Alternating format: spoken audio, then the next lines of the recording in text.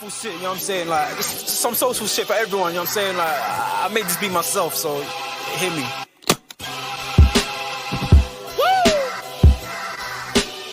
I mean, like, we can put all that clown shit away. This some real shit for you. I'm spazzing right now, so listen, let's go. Yeah. It's in their bones, the thoughts and harmony for the love of the money. Then fall victim for the cookie, then turn pussy, it's lonely. You said you hold it down when life get rough, we're here now, so show me. We move them losses to them wins. Heavy pounds, we make it ends meet. Converse of only few who make me feel like I be 10 feet.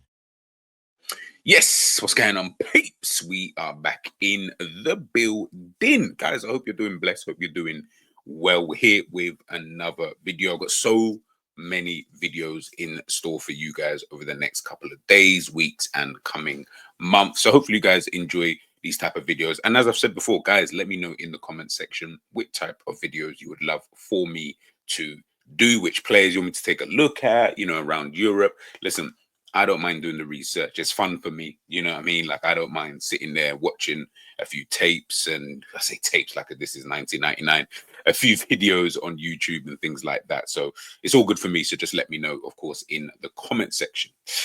Now, today, we are taking a look at Jorrel Hato, the 18-year-old defender currently playing for Ajax. Now, obviously, over the weekend, you know, the last weekend, you know, Liverpool faced off against Ipswich, and apparently Hato was in attendance, but then it was later just because, well, we found out later on it was just purely because, you know, 𝐓𝐇𝐀𝐃 had, you know, invited him to come down to, you know, watch the game. Probably these guys are probably going to chill, you know, for the rest of the weekend. I don't know if Liverpool had a day off. I doubt it because of the upcoming Champions League game.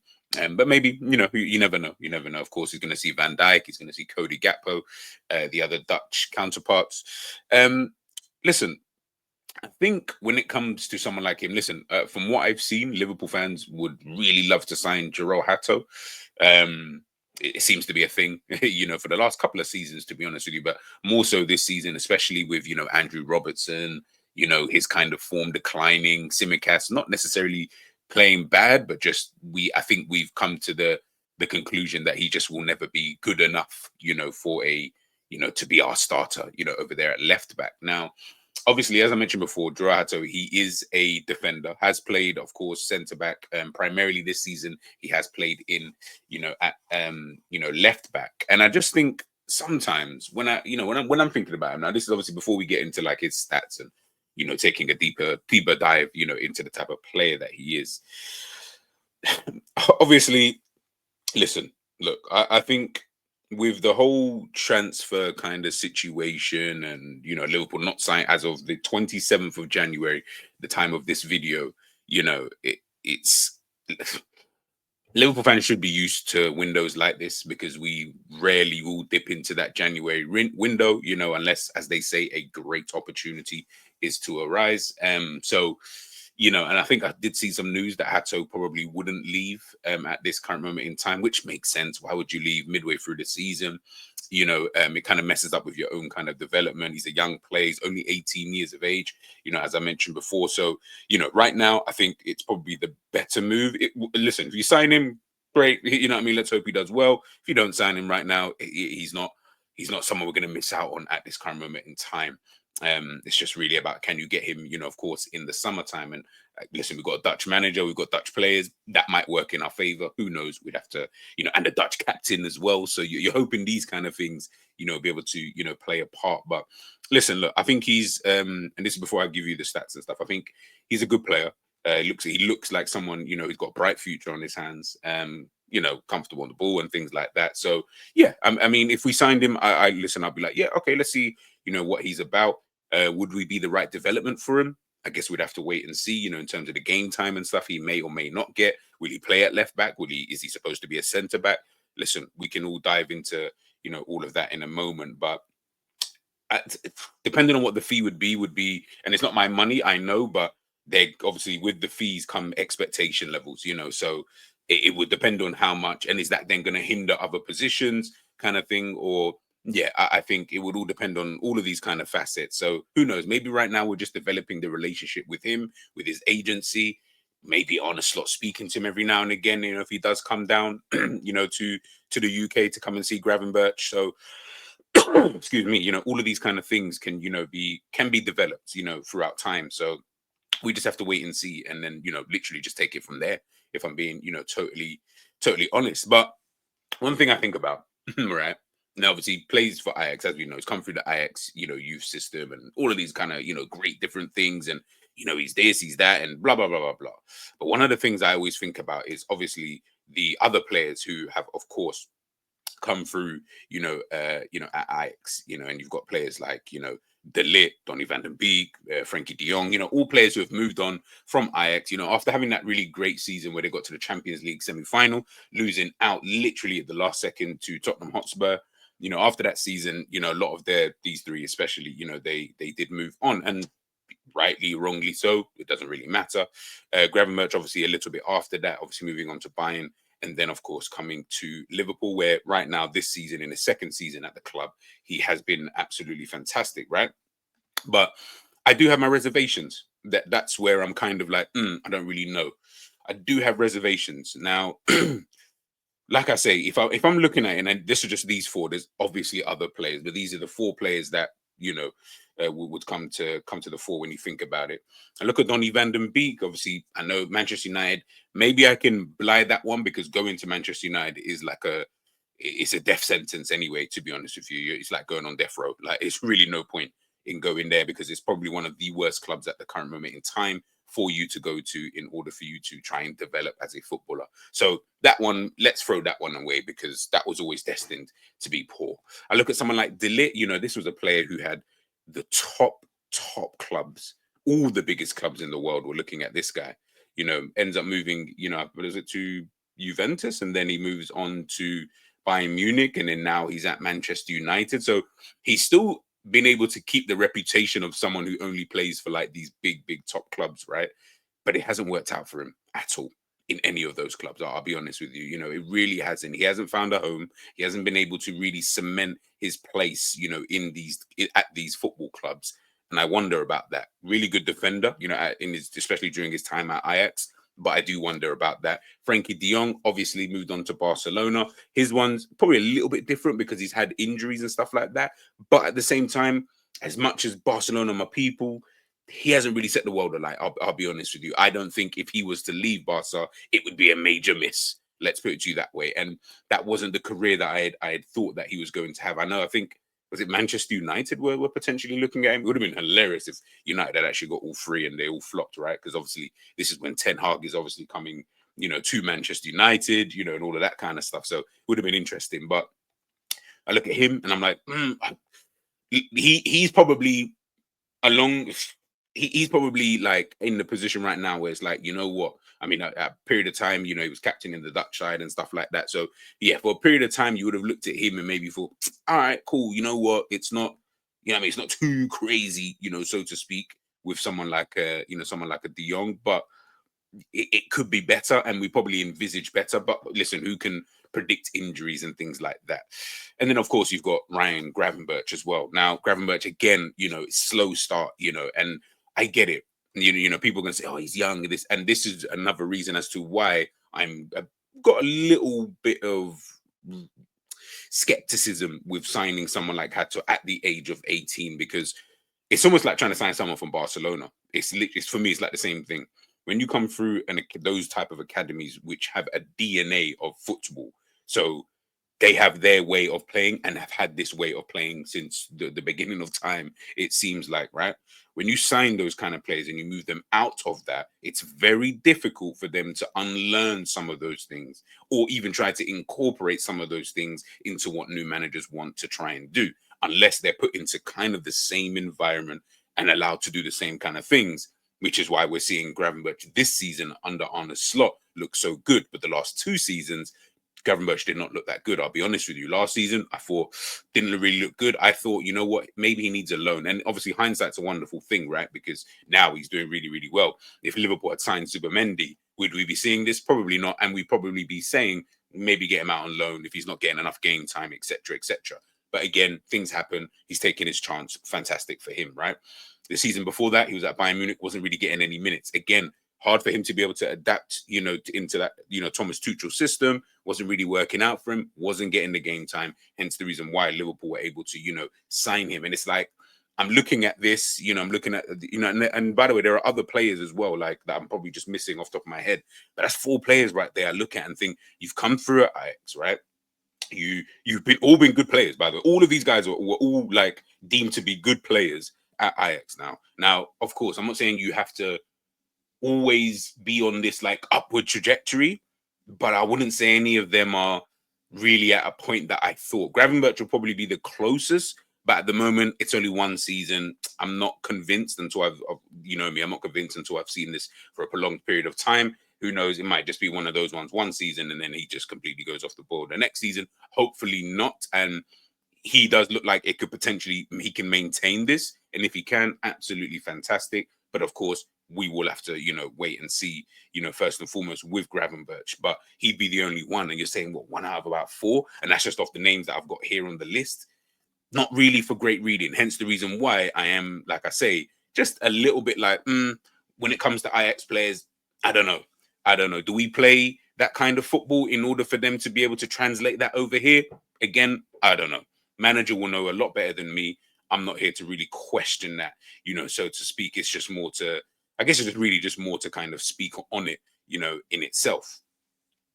To obviously Hato, obviously, again, looking at his like positioning, as I said before, this season, he's obviously appeared on that left-hand side as the left back. You can see the heat map all the way down that left-hand side. So obviously, of course, as I said before, it's fantastic for Liverpool. That's what we want. You know what I mean?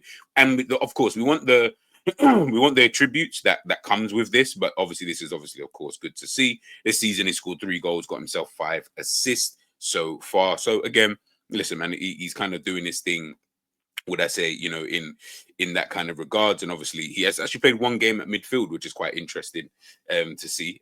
But listen, as I said before, he can play at centre back as well. So that is something to potentially look at. Everybody wants these guys who can play centre back, but he can also play left back. He can also play right back. That's what the fans want. I don't know if that's exactly what Slot is looking for. I don't necessarily think so. But again, we'll wait and see, and we'll know. We'll know, because if he was looking for that, then the rumors about 𝐒𝐃𝐃 wouldn't make sense, because 𝐒𝐃𝐃 can't play centre back. Do you know what I mean? And he's not really someone who's that great coming infield, so to speak. He can do it, but he's not a 𝐒𝐔𝐁𝐄e. He's not a who else is like that? He's not a 𝐓𝐇𝐀𝐃. He's not those kind of players you can play on the out and in kind of thing. 𝐴𝐾, for example. He's not that type of player. He is really more or less an out and out kind of, fullback, width all the way down that left hand side, which of course, if that's what Slot wants, then that's perfect. Whereas Hato can obviously presumably do both, so to speak. Obviously, primarily he's been playing as a left back, but he can, of course, do both. And as you guys can obviously see here, these are the positions he's primarily played as a left. This is his first team appearances. So of course, primarily he is the left back, I would say. But he has played quite a numerous amount of games at centre back, and then of course he's played that 1 game, which is so random, at left midfield. I'd love to see what game, necessarily that was. Obviously, looking at his stats, this is obviously on FBref. Is that how you pronounce it? Hey, guys from FBref, if you're ever watching these videos, let me know how do you actually pronounce it. But obviously, yeah, these are his stats. Of course, this is his passing stats. Pretty decent, I guess. Yeah, I've highlighted the ones that are, quite high. Forgot to highlight pass completion as well. In percentage, he's ranked in 91st percentile, 86.6% per 90 minutes. Yeah, passing looks pretty decent. His passing types, passes from free kicks, through balls. Defense, this is the one I was more concerned with. So you can see tackles in the attacking third. He's actually pretty decent at that. Tackles 1, you only win 0.94 per 90 minutes. Don't know if that's something that, people care about, but it's there, which doesn't rank him that high. He makes about 2.26 tackles per game, and he's only winning 0.94.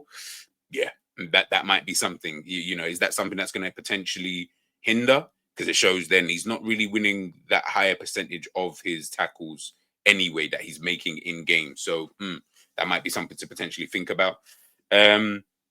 Dribblers tackled 1.51. Challenges lost only 0.19. Tackles and interceptions 3.20. So yeah, defensively, he's 18, so I guess I have to see it like that, you know, so to speak. Obviously, I've watched a few of the videos and a few of the comps and stuff like that. I can't say I've sat there and watched Ajax this season. Maybe I think one game in the Europa League, and I didn't notice him at all. I'll be honest with you. In the game, I just remember the game I watched. I forgot he was even playing, so that might have just been a bad day, you know, just for him in general. But yeah, I think one of the players I was looking at was Brobbery, actually. Brobbery, whoever his name is, the forward. He was the one I noticed quite a lot in the game. But anyways, from the comps and stuff like that, these stats kind of, comps are so difficult because you watch them and obviously they're only going to highlight the best bits of a player, all the things of, and it's there for that reason, to be able to show you what they can and can't do, and more so what they actually can do.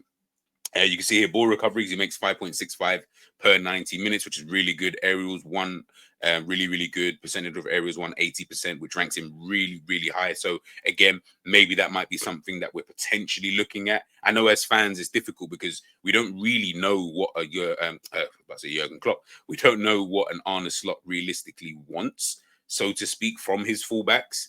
We've got a gauge of an idea, but I guess until he makes that signing, we won't really know. It's a bit like you wouldn't really know until Arteta signed such and such, or this player, like a Zinchenko type of player. When he signed that kind of player, you then start to realize that's the kind of fullback he kind of wants. He wants someone who's comfortable at left back, but can also come inside, a la a Calafiori, you know, a la Miles Lewis Skelly. You know, you want that type of player, but we don't know yet because he's just left it with these guys, you know. And hey, listen, whether that's his fault or not, that's what we've got, you know, at this current moment in time. But obviously, one of the things, of course, that I was looking at is that someone who he will engage. He will engage. Obviously, this is when he's obviously in here at centre back here, but he will engage. He will engage in those tackles.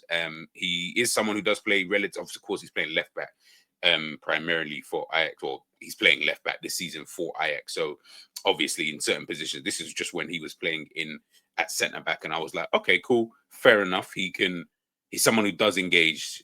Is that always going to be a good thing? Does he know when to engage? Didn't really see too much of that in terms of his own awareness within that kind of in that kind of metric. So it will be good to know if anybody does know. And obviously, this is him obviously playing in at left back, which he's really good at in terms of getting forward. That was something I saw quite a lot in the videos, is that he is someone who does try and get into those forward areas. He is someone who will try and attack the space. He has got pace. He's decent at dribbling in itself, but he's more into the 1-2s, and then he'll kind of go. But again, it's all about when you do get into these areas, can you play that ball in? It's all great, well and great that you can, you know, necessarily get into these areas, you know, so to speak. But if you become useless within those areas, i.e. like a Wan-Bissaka, then it just becomes pointless you even being there. And then the manager will stop you from going there because we're not gaining anything other than losing possession, right? I would say he looked okay in those areas in terms of trying to pick out a teammate. Of course, you can see there in the fourth picture there, him obviously trying to pick out that teammate. Difficult pass on for him. But again, he is someone who will try and play those long balls over the top. I don't know if he's all about the tiki-taka type of stuff. Obviously, he can keep possession. He can hold the ball. He can dribble and stuff like that. So he can do those at a basic enough level in order for you to be like, oh, okay, yeah, he can do that. And he does look comfortable, is what I will say, in possession, right? But he does love that ball into that space. Now, of course, you need the runners, right? The run makes the pass, as they always say.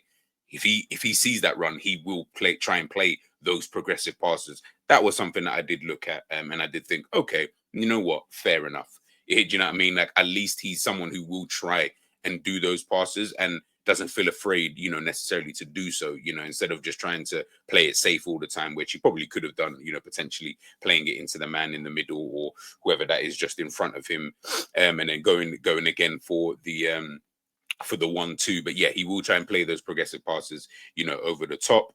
And again, as this is obviously him in the youth days up against Liverpool, funnily enough.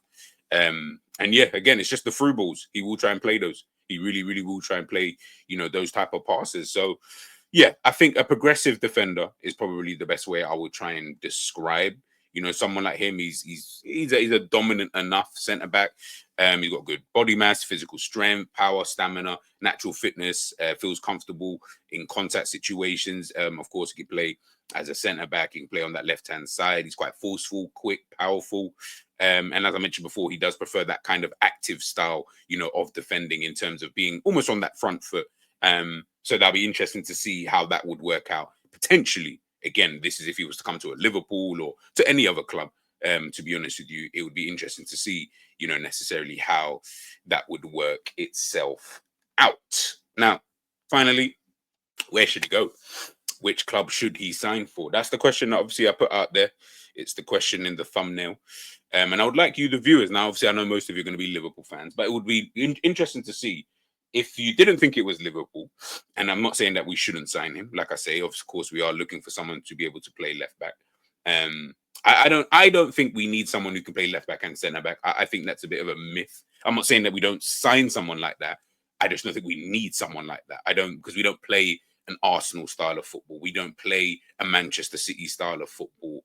We don't play like that, you know. So I don't see necessarily the need for someone who's that type of versatile. I'm not saying you cannot get to that, but I think there's been this kind of, I don't know, this kind of hyperbole with, oh, we need someone to play left back and centre back. I'm like, do we?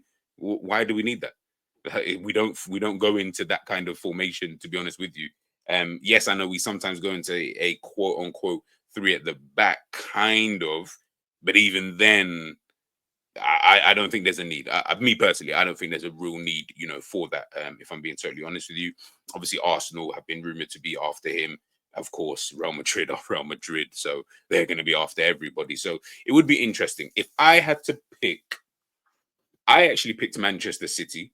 I actually said I think Manchester City would have been a better fit for him, but they then signed Kusanov, and I think is it Vitoris as well. So now I'm like, okay, well, they've already signed him, unless they're letting someone else go in the summer, because then they could get him, someone like a Hato in, then yeah, maybe he won't go there. But for me, he seemed like that just seemed like the perfect place to go. You're gonna play with the best manager in the world. You like to be you like to play you know, with the ball in possession. You look comfortable with the ball in possession. You can play over there at left back if Vardio does or doesn't play. Of course, Nathan Ake can also play there as well, but he's picked up his injury problems. I feel like he would solve a need, you know, within that. And as I mentioned before, him being able to play centre back, I just think it would be able to help. And I also feel like he might potentially be someone who can move up further in on the pitch in itself. So I feel like that team, or again, you could say Arsenal, but I just feel like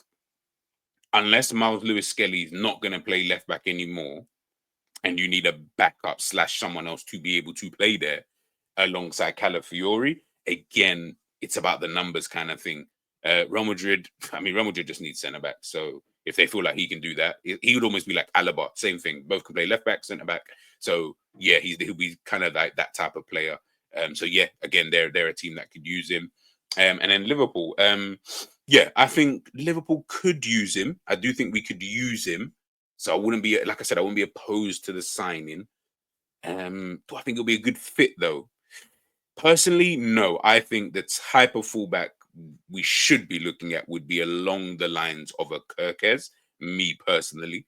Like I said, we just don't play that style of football. I know we try to, and with the way that we are playing now, it is, of course, a bit more on the ball control and stuff like that. And listen, for all I know, this is what he's trying to get to, is that Pep Guardiola prime Manchester City kind of era, you know, with the David Silvas and all these kind of people. Maybe. If so, then get Jorrel Hato. If not, and from what I've seen, I feel like 𝐒𝐃𝐃 would fit Liverpool more like a glove than, you know, someone like Jorrel Hato. But listen, he's only 18 years of age, so it will be interesting to see, you know, which club, you know, can potentially sign him, you know, in the summer, or he signs a new deal. I mean, he's only 18, so you might just look at him and think, let me just sign a new deal.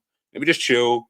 I mean, let me just develop a bit more in football in a general sense before I start making these big moves. And then I can obviously, you know, of course, take it from there. But listen, we'll wait and see. Let me know in the comment section, as I said before, which club do you think should sign Jorrel Hato? Let me know your thoughts, and I'll catch you guys in a piece. Peace.